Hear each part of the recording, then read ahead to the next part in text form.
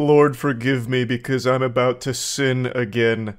I have sworn time and time again that I would do my best to resist making fun of the platform formerly known as Twitter, but I can't help myself. They keep giving me little layups that I can't help but just finish at the rim on. Just when I thought I was out, they pulled me back in. I just made a video making fun of the Twitter rebrand. It's now just called X, the letter X and nothing else, which, as I said, is very because it sounds like something on Xbox Live in a Call of Duty lobby from 2009 where every 12-year-old thought having X's in their name was cool, and I thought I had finally got it all out of my system. There's no more jokes left to make about this low-hanging fruit.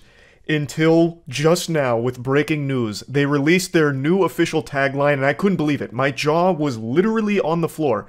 I was more stunned by this tagline than I was with the ending to Inception when I first watched it. You not. The report said that their tagline was "Blaze Your Glory." And I didn't believe them at first. I thought this was propaganda because surely no one is that uncool. What does this even mean? Blaze your glory. That sounds like a meaningless nothing burger that an anime protagonist would have shouted in a 2004 throwaway anime. I just can't believe someone could be this lame. I don't think evolution would allow for someone to be this uncool. We didn't evolve over the course of millions of years to reach a point where someone has made it to the apotheosis of cringe. I just don't believe we're there yet. Yet, all of the evidence points to the contrary. Elon Musk might legitimately be the lamest person to ever exist to think that this is cool. Blaze your glory. What does that even mean? It sounds like a euphemism, like, oh, I'm up late, lotion on my hands, and I'm blazing my glory right now. I actually went to the App Store to check this for myself because I thought I was being lied to. I couldn't believe we existed in such a cursed dimension that would allow someone to think that this was cool. But it's true, it's real. That is the tagline for the platform formerly known as Twitter. It is "Blaze your glory." That is worse than those old Discord cringe messages that would pop up when you try and launch the program where it was like, calculating RAR meme threshold, need to construct additional pylons for optimal memeing, quick get to cover, Wumpus is a fire in his laser, watch out, Springle just deleted all your base no longer belong to us. That old garbage, this is worse. Blaze Your Glory is like 50 times worse. I have legitimately been giggling about this for at least 10 minutes, which is why I'm making a whole video once again making fun of this platform, even though I have sworn that I would stop, like, control myself, the urge, but I can't fight it. It's like that scene in Knock Knock with Keanu Reeves, where he gets tied up by the two girls, and he's like, I didn't, you me. You came into my house and it was free pizza. That's how I feel right now. This is free pizza. Like, what am I supposed to do? Like, how could I not make fun of this? My glory is blazing just thinking about this. It's so wild to me. And I really just can't get over his obsession with the letter X. He named one of their children X, and then a couple of other letters here that he must have seen during like a Steam Guard check to make sure that you're not a robot. Like, I understand that it has some kind of connotation with some kind of fighter jet or something, but once again, it's probably chosen by Elon Musk just because the letter X is in it. And for 20 years now, over 2 decades, he's wanted X.com. Like, he wanted that to be PayPal originally. They that down for obvious reason because very clearly it seems like a porn site. But now he's got full reign, unthrottled, uncircumcised, and unhinged. So he's got X and he's letting it all rip. There is no one but yes men surrounding Elon Musk just saying, go wild, brother. And he is.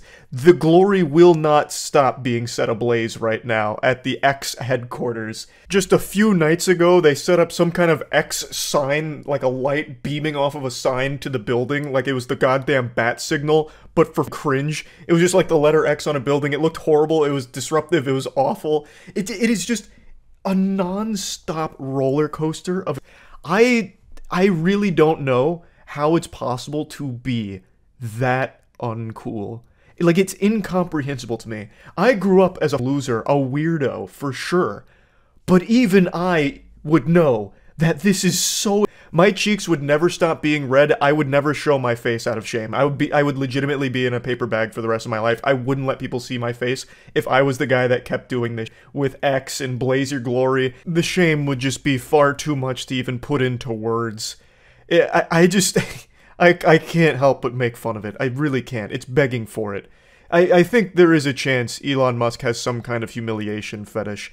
Like, the more people say that it's lame, the more he wants to be insulted for it, it feels like. This seems deliberate. This can't be accidental. No one is this accidentally uncool. It's a plague because it's infecting other people into being just as lame. There's a lot of people that will just defend anything Elon Musk does with the platform, and then get mad when people make fun of it. So it's not just him, he is infecting and spreading the lame virus. He's like the Axe body spray for online losers, where a lot of people will flock to him as like this group feeling of being like successful and cool, and like they're always going to battle for their leader Elon Musk, which makes no sense.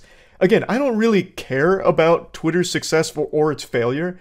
I'm just laughing at the goofy decisions made along the way. So I'm just going to bring up one tweet here. It's not even this person in particular I have a problem with or anything. This is just the general attitude about how when I make fun of it, I'm just coping with the success of Twitter under the leadership of Elon Musk.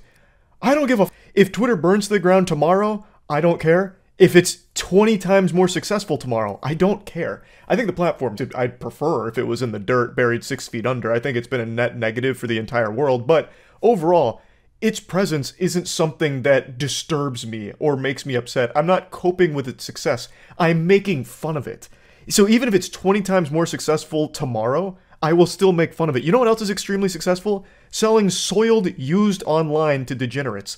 I'll make fun of that too, but it is successful. It's very successful. A lot of women make a ton of money doing that. But just like X, blaze your glory, it's something to laugh at because it's so silly. It's so goofy.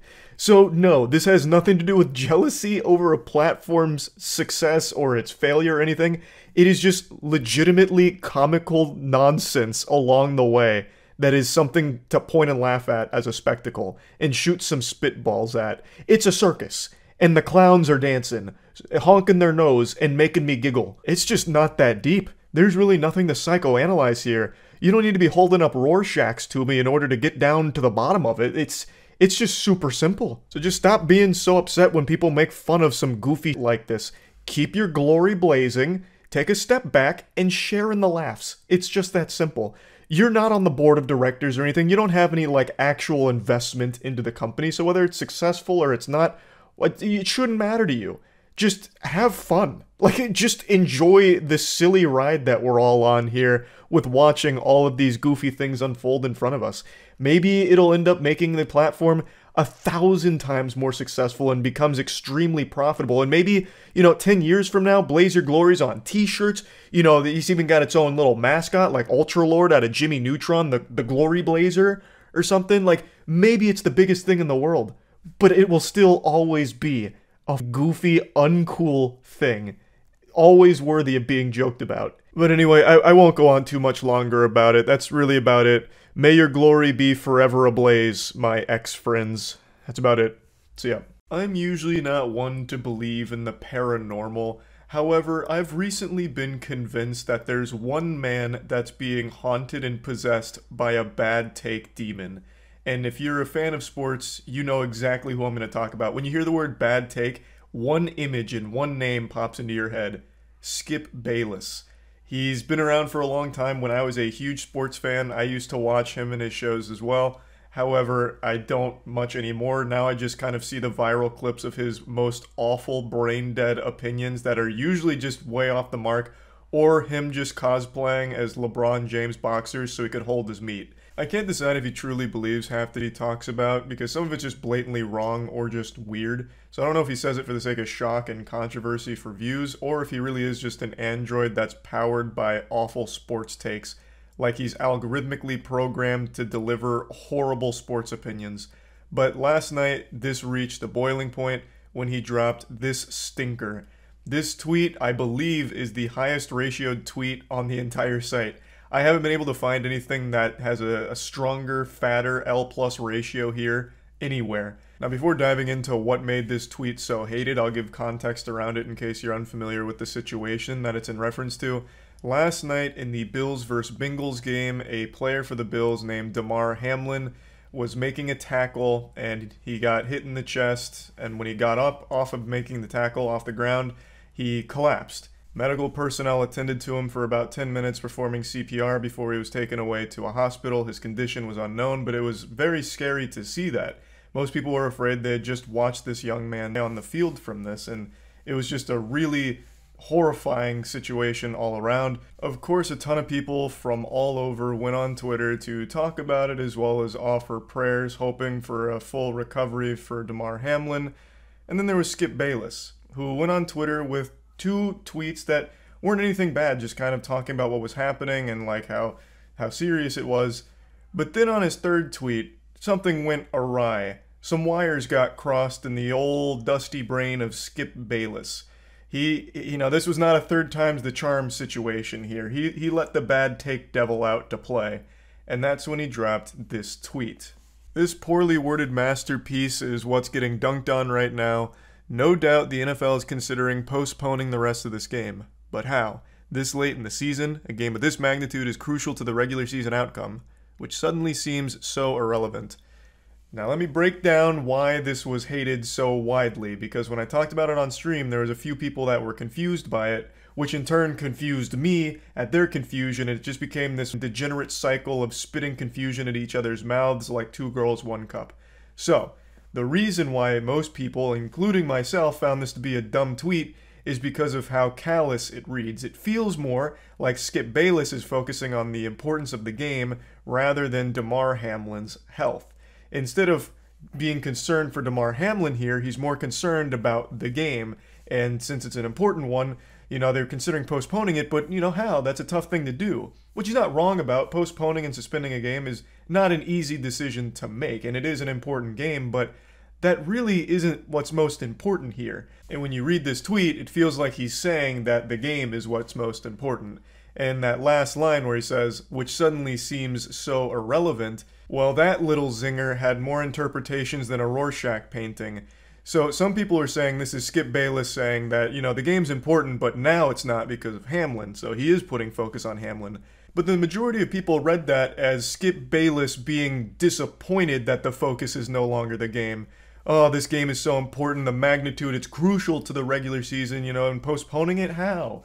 It's such an important, crucial game to be played, but now it just suddenly seems irrelevant. Like, it sounds like he's disappointed that the Hamlin injury has taken the focus off of the game. So his tweet is to put it back on the game. It's a poorly worded, jumbled thought here that reads badly and reads very callous. And it doesn't even, do anything. He's just talking about the difficulty of rescheduling or postponing a game. And he's not wrong. It is hard. But what the fuck is the point here? Why even mention this? Everyone knows it's not an easy decision to make on whether or not to suspend a game in a situation like this.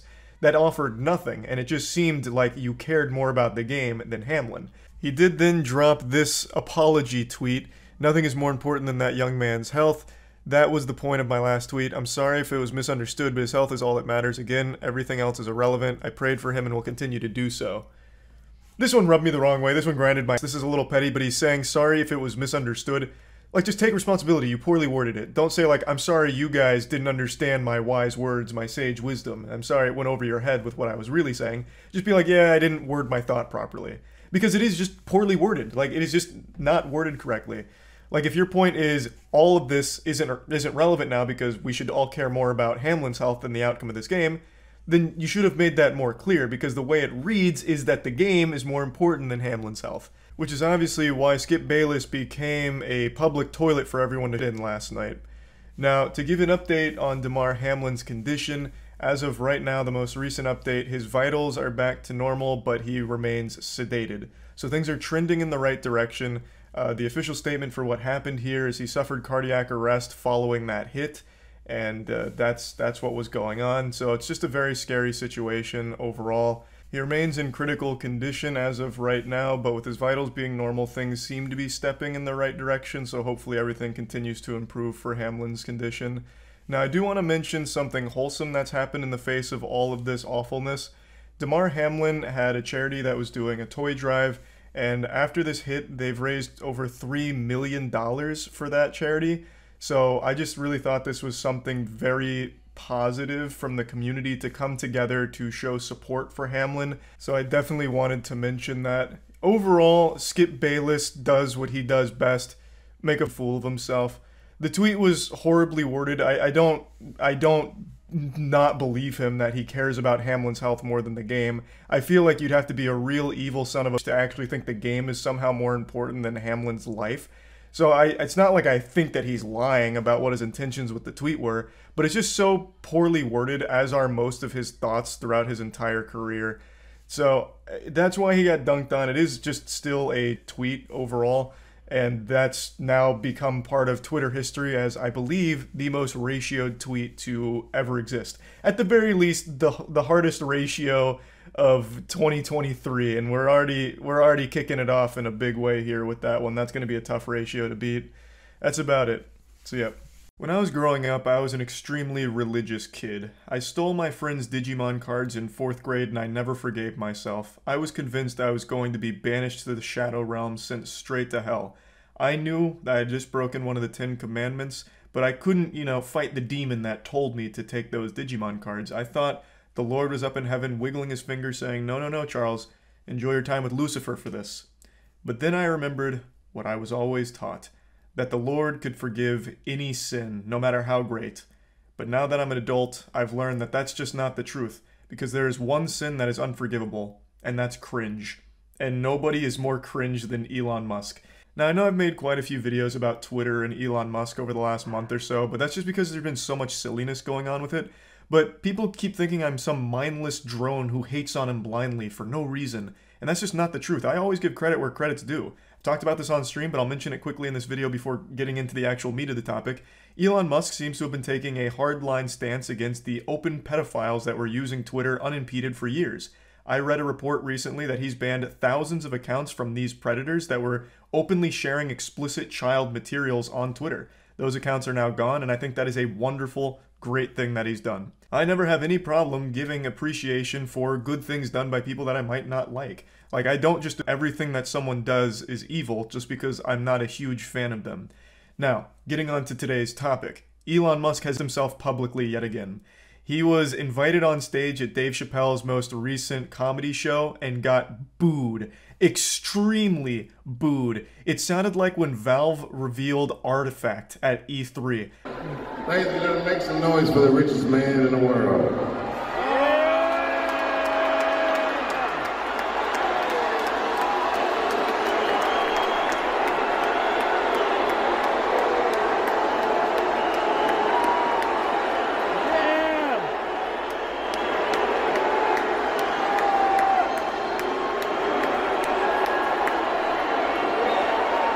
There's so many boos, it sounds like a stock sound effect from a cartoon. I was surprised tomatoes weren't flying during this.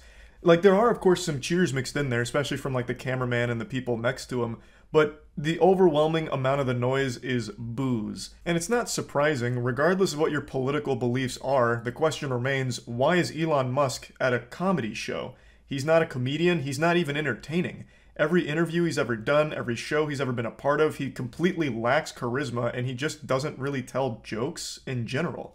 Like, on Twitter he tells jokes, but those are stolen from replies. I actually saw him do that in real time once on stream when we were just going through like some latest Twitter drama. He had literally taken the top reply to a tweet about Kathy Griffin being banned, saying, well, she was actually banned for impersonating a comedian. Elon Musk took that reply and then 30 minutes later said the exact same thing. Just stole it. He's like the Amy Schumer of Twitter. He also, of course, doesn't make his own memes, he just steals those too, so he's not exactly like an entertaining person. Why is he going to be like the guest at a Dave Chappelle show? Like, he's not going to go up there and tell jokes, and he clearly didn't have like a script or anything, because he really flounders here. Like, this was rough. This was brutal to listen to. I also don't think it helped that Dave Chappelle just introduced him as the richest man in the world. Like, what kind of response are you expecting there? Like, cheers like, oh, whoa, whoa, whoa, he's got a lot of money, whoa, he's got a lot of money, wee, that's what I came here to see, a rich guy, and no comedy. Like, I don't know why that intro is supposed to get people hyped. Like, okay, he's the world's richest man. And what's he gonna do? Is he here to make us laugh? Or is he just here to be like a circus freak? Like, wow, look at this guy, the world's richest man. Well, hey, why are you not applauding him for being rich? Cheers and booze, I see.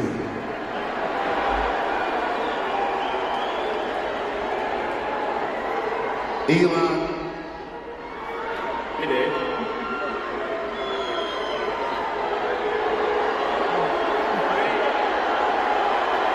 I just don't get what the plan was here. Elon Musk doesn't say much of anything. He just kind of stands there awkwardly looking down sometimes like a kid at homecoming who didn't get a date. And then he says, "Hey, Dave," and that's it. He's like pretty much silent for most of this while Dave Chappelle desperately tries to ease the discomfort. It's just weird. Weren't expecting this, were you? It sounds like some of them people you fired are in there.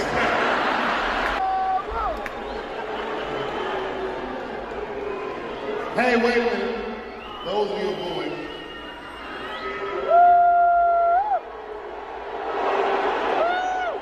Dave Chappelle gets some laughs out of the crowd, hoping that they can then move on from this situation, but the damage is already done. They just go right back to booing. I don't know what his thought process was here, bringing Elon Musk out, as if that was like going to go over well. It's a comedy show and he is not entertaining. Like, set aside the political beliefs or anything of what they might disagree with Musk on, the fact of the matter is the guy is just not entertaining. So why bring him out to a comedy show?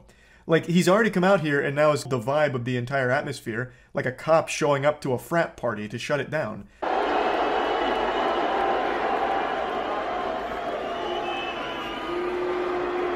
Tough road ahead, I can sound.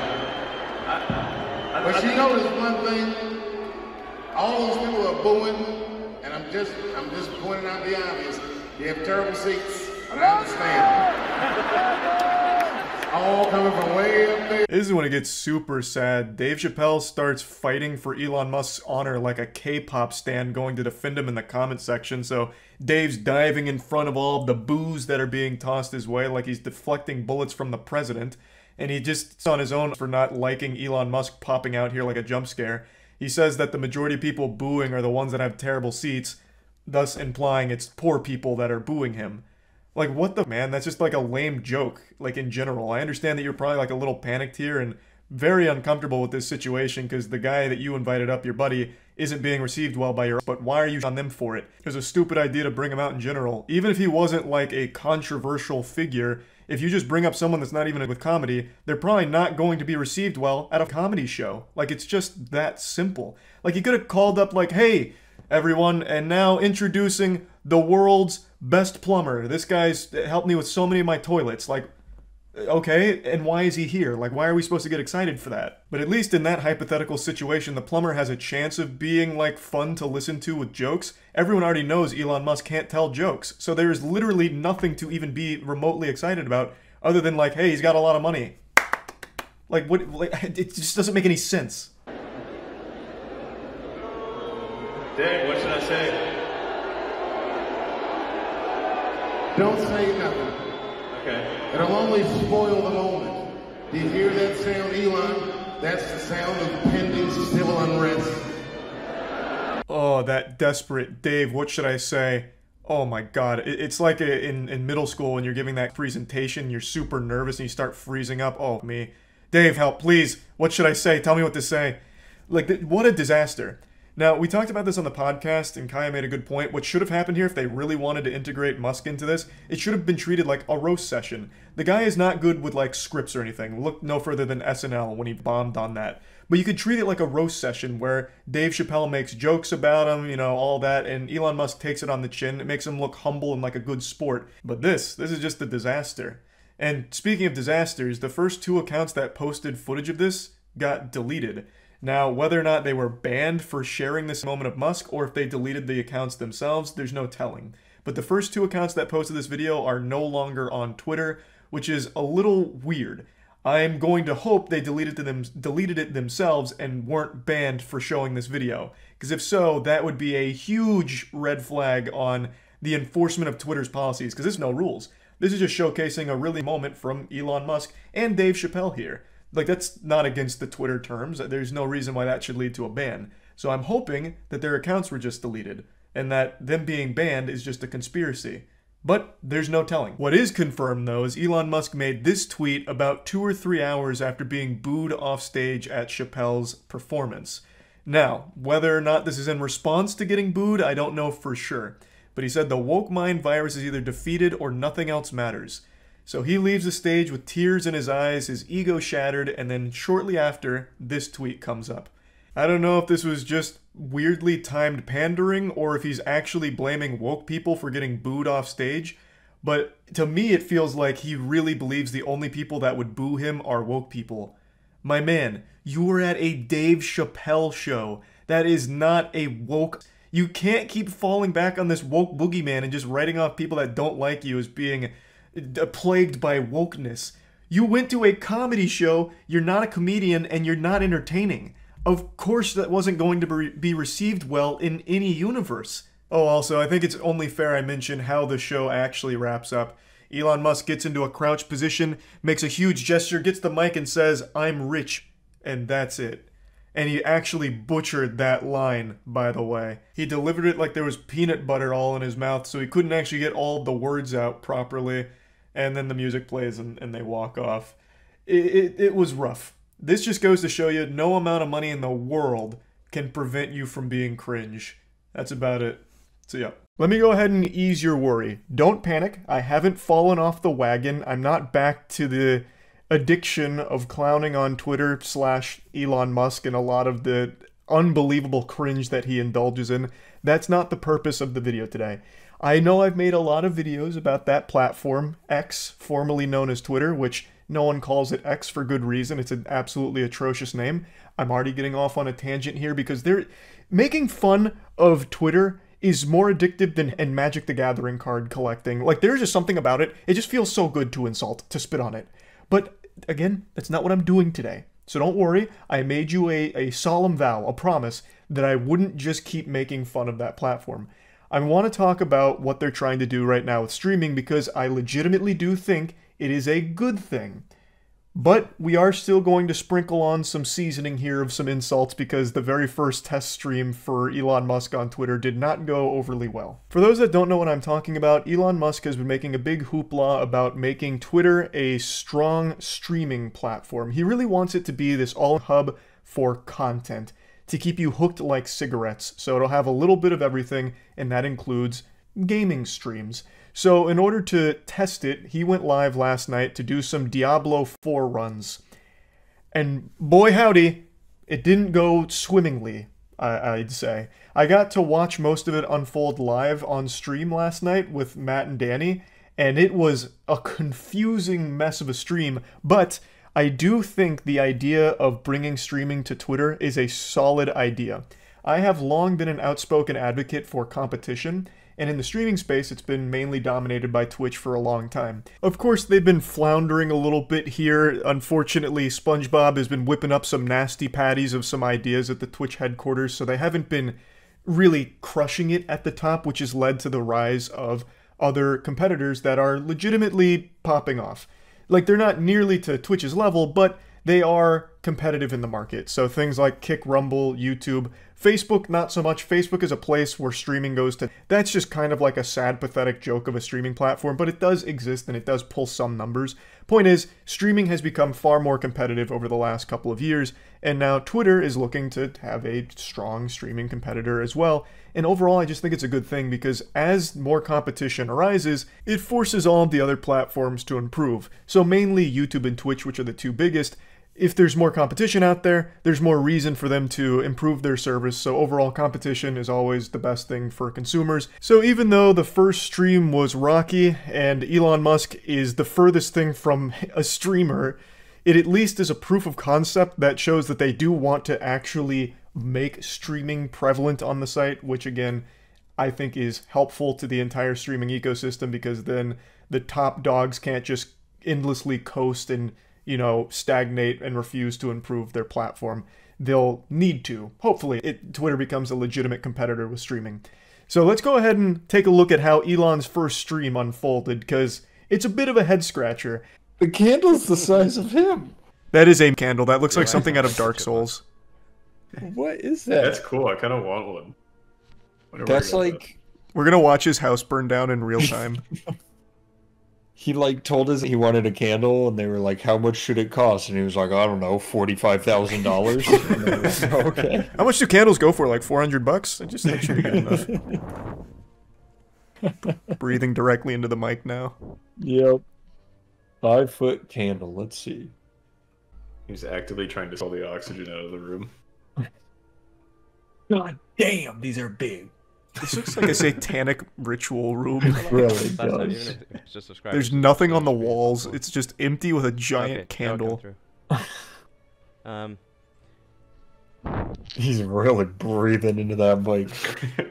He fixed the flicker, though, it seems. Yeah. Yeah. Oh, no, the flicker is not fixed. It was just in the No, pause it's just- screen. yeah. Yeah. It's back. Where is chat on Twitter streaming? I'm watching on my phone. If you just go Testing. vertical, you can see it at the bottom, but it's off. Chat is off. Oh, it's off. I Oh, he see. turned chat off. Yeah, he's a coward. Chipmunk? Oh, yeah, he wouldn't want to get bullied. He's a That's like his coward. worst nightmare. Why is he streaming this right now? I don't know. Why What is is he going doing this? on? How tall is a standard desk Seeing on a table? It definitely is not.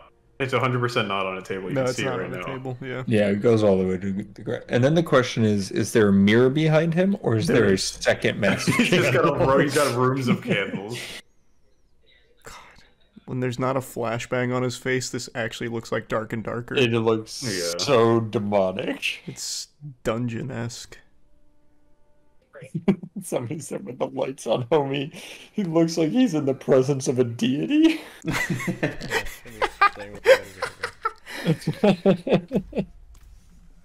Just watch a YouTube tutorial, Elon. Like, goddamn. Please. Do anything. The first thing everybody yells is turn off VSync. Try that. Or Well, it's turn not- it on. I think it's just his OBS settings. He just said OBS, I'm pretty sure. I think it's just the settings. I just wonder why it's not happening in menu. That's okay, I guess. Oh, good That question. shit is so bad. See, like, it's not even on his inventory. It's just the game. Good point. It's weird. Elon, give me in there. You know what he probably did? He probably set his bitrate to like 40,000 or something. Oh, So I now- can't handle. Yeah, so now it's kind of cooking it. So I'll like just look at the replies to the live post and just occasionally just,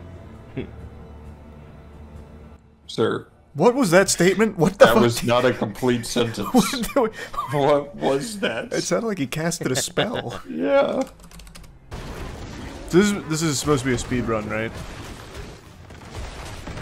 I don't know. I think that's what he was advertising.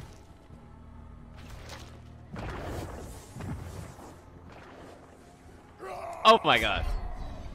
I just got fragged by a blood blister. Wow. Well then, the first mob. What a speed run. Oh, his name is I Will Never. There we go. Now he's Yeah, moving. He's cooking. There we go. He had to get the wiggles out. Yeah, it's his first time live streaming. He's got a big. He was nervous. Yeah. And since it's dark in here, you can't even see the flickering that much. That's Bro. true. Oh, he's dead. Oh, wow. That would have been awful if you back-to-back times on this one mob. This might be a bit of a grind. All in all, the stream lasted about 40 minutes. It was a tech test. At the end, he was talking about how there's a lot to improve, but overall was just kind of working the bugs out. Now, he himself isn't the most amazing streamer. There was no chat, so he couldn't interact with anyone or anything, and he didn't really make any conversation on his own or even really talk. Most of the first 20 minutes was spent with him face down, buried in his phone. Like, he looked like me back in high school at prom, just like on the side of the wall, like just looking at my phone and nothing else. Like, it was just really insufferably boring just watching him struggle in Diablo and then not say anything at all, just kind of stare blankly at it and occasionally go, and that was about it. But he doesn't claim to be a good streamer, right? He's not out here trying to start his streaming career or anything. This really seemed like it was supposed to be a tech test. I just wish he had at least done the bare minimum beforehand to just make sure that he got his settings correct, because you could have probably found that flicker through just recording before going live and could have fixed it, because that was just unwatchable. That flicker was legitimately giving me a headache. And I'm not even like sensitive to that kind of stuff, but it was just so aggressive, like it was just making me disoriented. And you could have probably that issue out before ever going live. Like, I don't think that just spontaneously happened when he clicked start stream. He probably could have figured it out through just a recording. But other than that, I do legitimately think it is a good idea for Twitter to offer streaming, just because I do like when there's more competition in the space. And since we've seen so many other streaming platforms that are performing well, it shows that there is room in the market for more competitors, which again just makes the entire industry more competitive, which makes everything better because they have to be better in order to stay competitive. So yeah, anyway, just wanted to kind of talk about this a little bit. I guess we'll see where streaming's at in a year from now on Twitter. Maybe they never actually get it together or make it super functional or super great, or maybe they do and it becomes a legitimate competitor in the industry. We'll see. That's about it. See ya.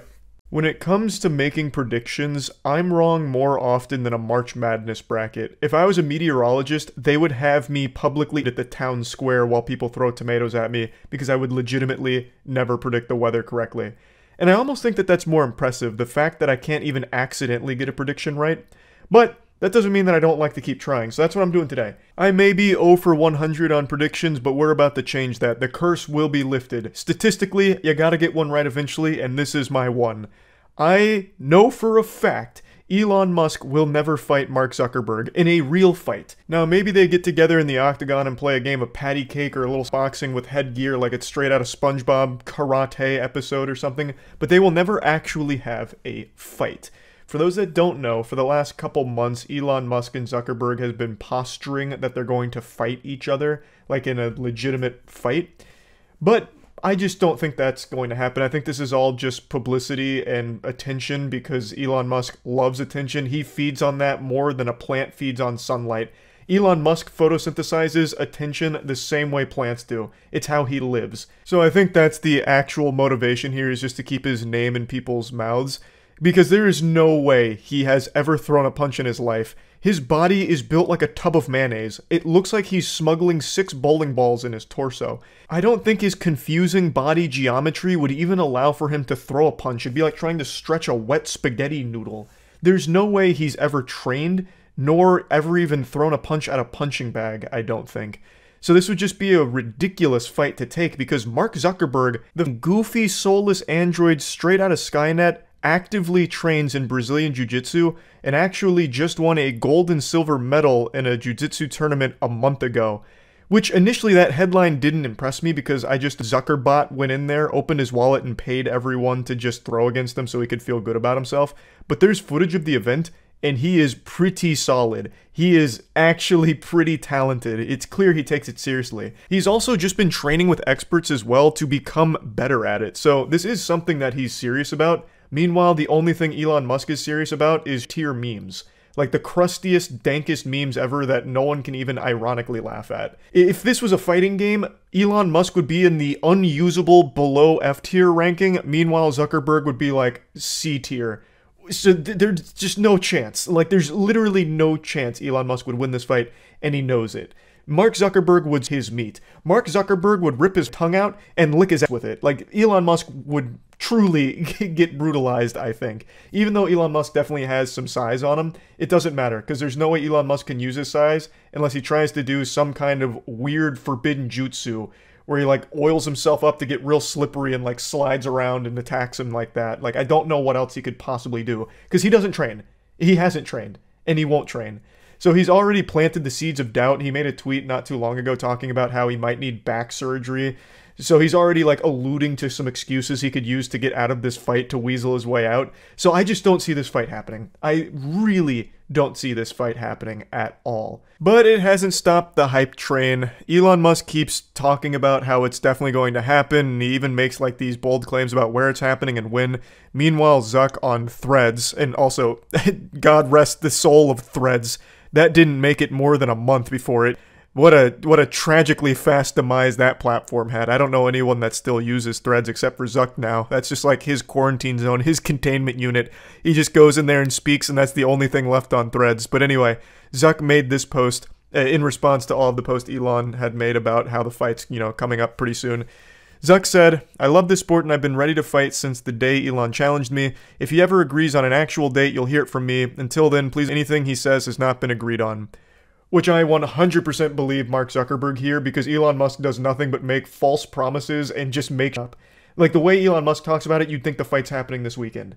But meanwhile, there's not a single date that's been agreed upon or anything like that. So, there's nothing confirmed here. It is still just a bunch of brouhaha, but I don't think it's ever happening. But it doesn't stop Elon Musk from puffing out his grotesque chest. He keeps making statements like this.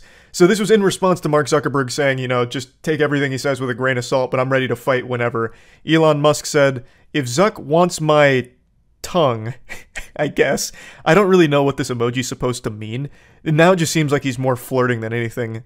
So I'm having a hard time deducing these hieroglyphics here. I don't know why he's using that emoji in this fight context, but whatever.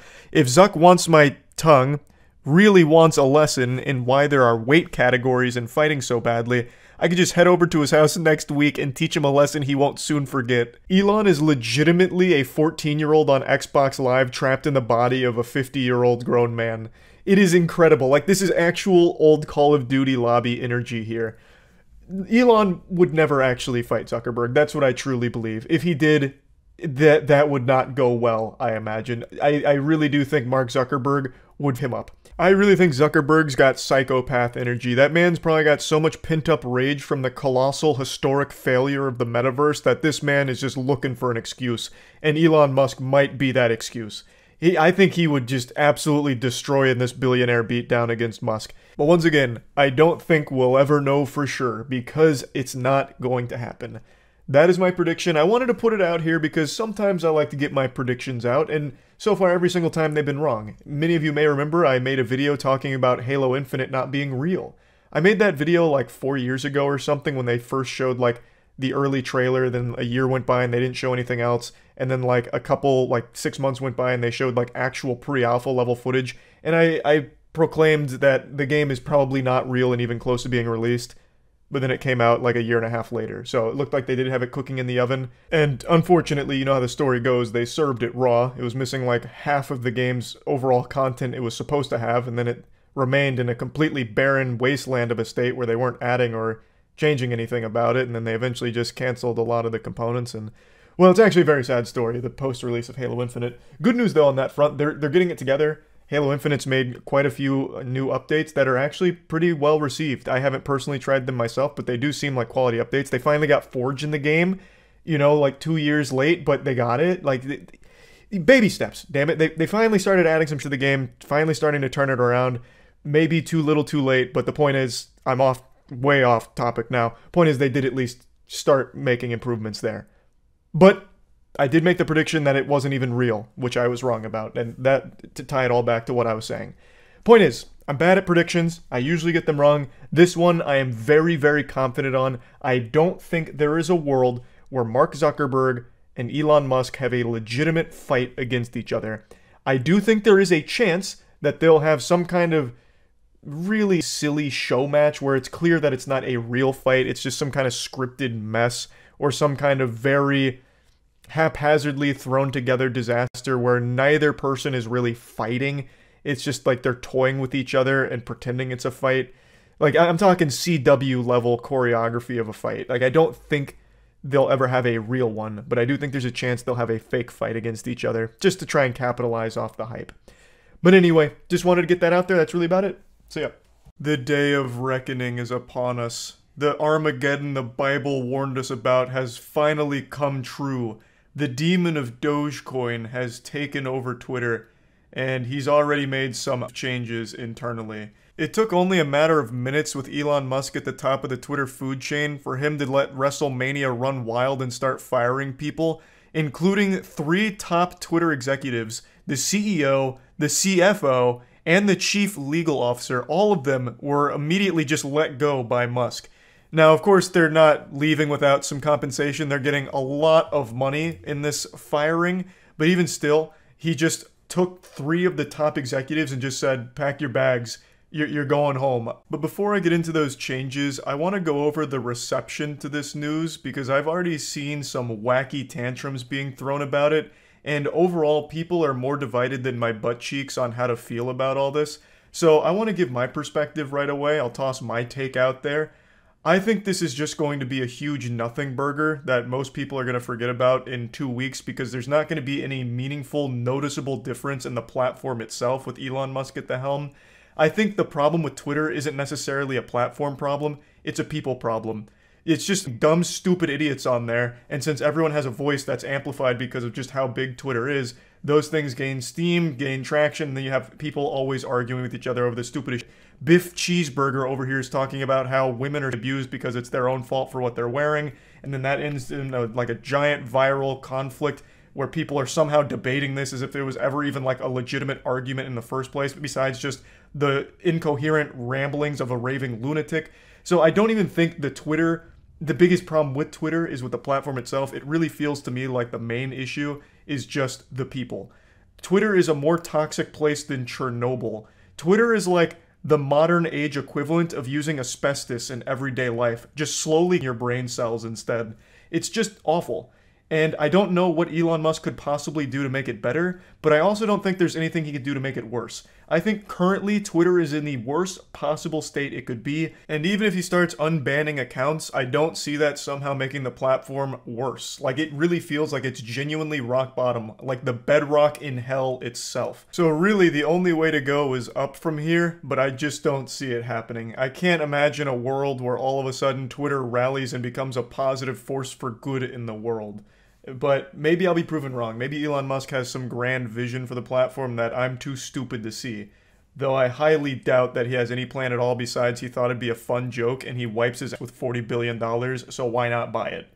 So anyway, that's my whole take on it. Oh, I will say though, as I've been very upfront in the past, I'm not a huge Elon Musk fan. I'm not like a musketeer or whatever the super fans call themselves, or the cult-like following he has with crypto bros who huff copium every single day, replying to all of his tweets, praying that he'll at least give them a crumb of attention to try and save their dying coin. Yeah, overall, I'm just not really an Elon Musk supporter, and even I don't think this is going to somehow plummet Twitter into an even deeper status.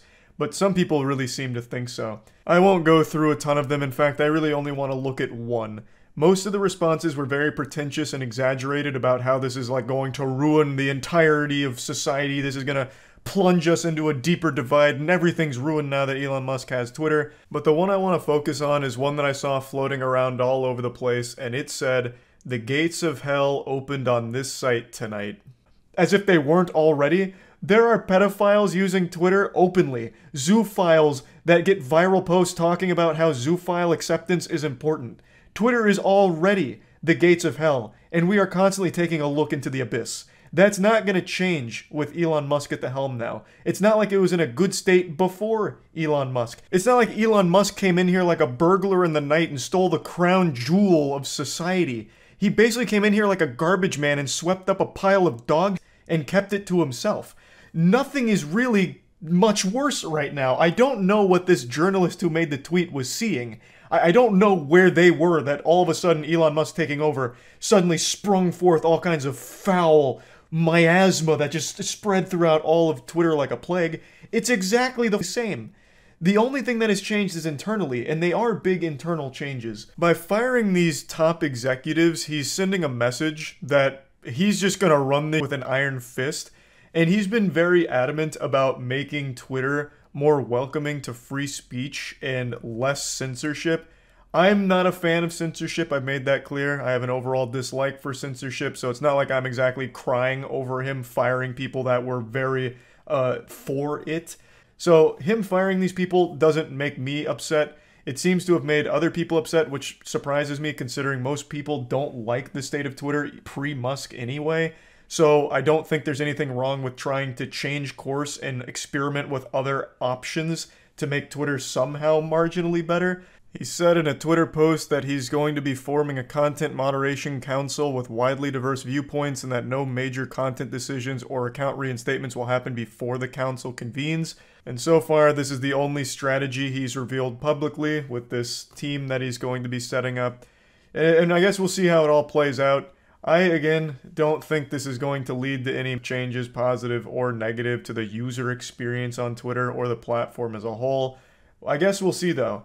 I'm always up to be pleasantly surprised. Well, if it's positive. So yeah, that's about it. So yep, Elon Musk has done it again, ladies and gentlemen. Yesterday was the grand unveiling of the new Cybertruck, fresh out of Dexter's laboratory. He made a big live performance showing off the truck, and man, it was wild. Expectations were subverted harder than in Game of Thrones. The design is like nothing I've ever seen before. Let me just show you some clips from the unveiling. So I present to you the Cybertruck.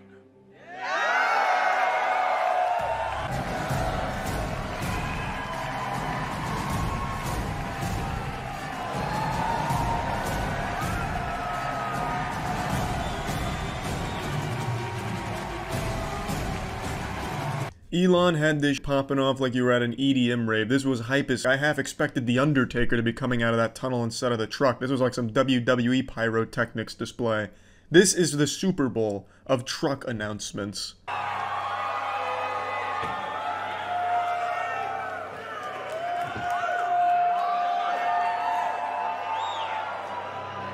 I love that even the employees get out of the truck in costume. They have like these long future-looking trench coats on, and I have expected them to bust out into a choreographed dance routine to some type of theme song written for the Cybertruck by Skrillex, but that didn't happen, unfortunately. But I love the costuming. It's great. Now, obviously, this whole event has drummed up a lot of attention online, mainly due to the peculiar design of the Cybertruck. Doesn't look like anything else. And he's not wrong, the Cybertruck looks like a lot of things, and none of them are a truck. The first thing I thought of when I saw it was Lara Croft's tits from the PlayStation 1 game. It's so goddamn pointy at the top, like you're driving around like a paper sailboat.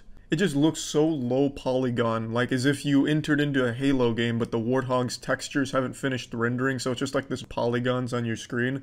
I don't know why it's so goddamn pointy. I feel like you'd cut yourself just getting in and out of the vehicle. But to be honest, I actually kind of like how over-the-top goofy this looks. It's like you're driving around the spaceship from the old Atari Space Invaders game. I think there's a certain charm to it, but the rest of the performance here at the unveiling is spectacular, so let's continue. It's a regular truck door.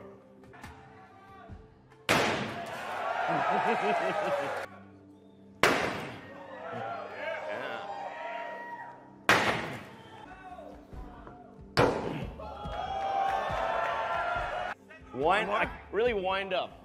Nail it.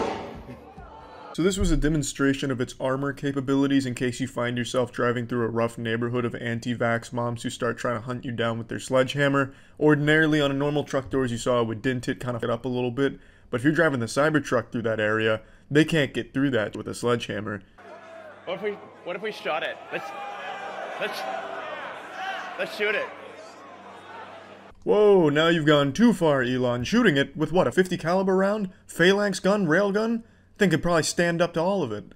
Unfortunately, he doesn't actually shoot it on stage. He doesn't execute it. I have expected him to pull out a Desert Eagle from his back pocket and just blast it, ricocheting the bullet off of the truck and hitting an member. If that did happen, though, the member would probably consider it an honor to get shot by Elon Musk's Cybertruck. But unfortunately, he just shows video footage of what happens when they did shoot it in testing.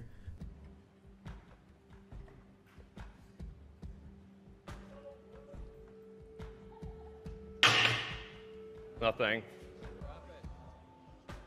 Yeah, it's still doing it. Yeah, not bad.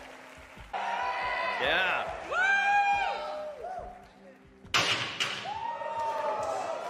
This was to compare the Cybertrucks to normal trucks. The Cybertruck could withstand a goddamn space shuttle taking off right in front of it, and to demonstrate that, they're using this very heavy, dense steel ball and dropping it on the normal trucks, which shattered. Well, not shattered, but it cracked.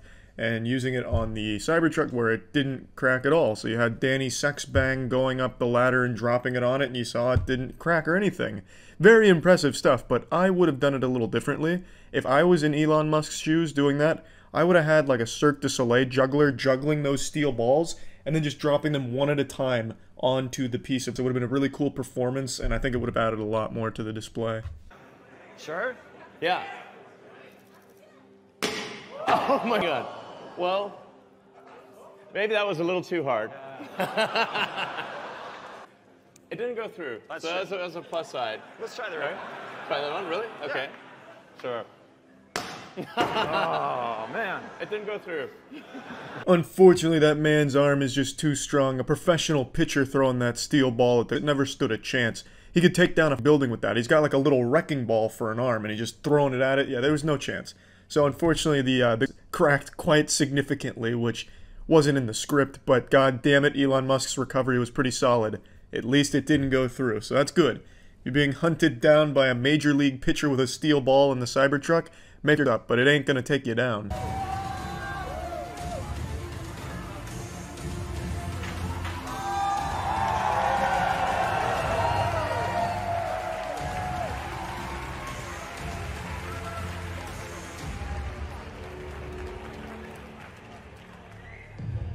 So you can see the truck. This whole thing was so goddamn hype, I half expected that man to take off the helmet and it's Jeffrey Epstein underneath or something crazy like that, Steve Jobs or something. But no, it's just a normal man. He was driving that ATV that looked like it was a huge paper cut hazard up into the bed to show that it can sustain big weight, stuff like that. And that's pretty much where the truck unveiling ends. I think the truck is super goofy, which makes it cool to me. And yeah, it's... what a design. Elon Musk has done it again, baby. Yeah, see ya. What an absolutely wild morning full of shocking surprises. I never thought it was possible for me to get any taller at my age. I'm 27 and like the epiphyseal plates close at 20 and whatever. I didn't think it was possible to grow anymore. And I didn't. But I also didn't think it was possible for Elon Musk to just outright try and buy Twitter. And that seems to be happening right now. Today, Elon Musk put out a public statement with a real offer to buy Twitter, which was sent to Twitter at $54 a share. So coming out to roughly a $43 billion buyout of Twitter. I said publicly I don't think there's a chance Elon would ever try this. Not that I'm like Elon Musk's PR guy or his therapist or whatever. I don't know him. It's not like a parasocial relationship. But this guy goes on Twitter and dank meme posts every day. I remember for a little while he was talking about buying Fortnite just to shut it down. Thinking about buying Santa's workshop and hiring all the elves to pump out Teslas for all the good boys and girls in the world. He makes posts like that all the time, like, yeah, I might just buy this, might just go ahead and take control of this. And he never does or anything, so when he initially made the tweet saying, yeah, I might just buy Twitter, why not? No one really took it seriously, myself included. I swear to God, Elon Musk took a puff of a joint one time on Rogan, and that changed his life, it feels like. Because from that moment, he just started going like a little hard here, getting a bit wacky. I wouldn't be surprised if tomorrow he makes an offer to try and buy heaven from God. But anyway, no one took him seriously when he's like, yeah, I might buy Twitter. And then he made a power move and got 9% of Twitter for like $3 billion or whatever that was, which I guess is just pennies to him. He's wiping his $3 billion, so that was meaningless. And I thought that's where the story would end, that's where the anime wraps up, but then he went full-blown anime protagonist here by just saying, you know what, I want the whole company. I'm not done with you yet. So he makes a formal offer for a crazy price at $43-ish billion because he wants to make it better for free speech and improve the platform overall and take it private because he doesn't want the company public anymore. And it's just truly wild. Now, what I find to be the most interesting part of it is the way that he's doing it with a very public statement. It feels like he made a twitlonger to buy the website. When I first started reading it, I thought I was looking at a YouTuber apology or like drama between internet creators. Let's go ahead and read it. I invested in Twitter as I believe in its potential to be a platform for free speech around the globe, and I believe free speech is a societal imperative for a functioning democracy. However, since making my investment, I now realize the company will neither thrive nor serve this societal imperative in its current form. Twitter needs to be transformed as a private company. As a result, I am offering to buy 100% of Twitter for $54.20 per share in cash, a 54% premium over the day before I began investing in Twitter, and a 38% premium over the day before my investment was publicly announced. My offer is my best and final offer, and if it is not accepted, I would need to reconsider my position as a shareholder. Twitter has extraordinary potential. I will unlock it. My man's out here sounding like Dr. Robotnik after the Chaos Emeralds, talking about unlocking its full power. Now, it's not as goofy as it sounds, him offering to buy Twitter like this, because he does have 9% stake in the company, and this statement he put out is, it's kind of going nuts to butts. He's saying, you know, if you don't accept this, I'll have to reconsider being a shareholder. He's their biggest shareholder, so if he sells off all of his stock, it's going to tank Twitter's price. it's gonna be pretty devastating if Elon just decided, oh, they haven't accepted my offer, eat this, suck on my cock, here's my balls, and sells all 9% of his shares.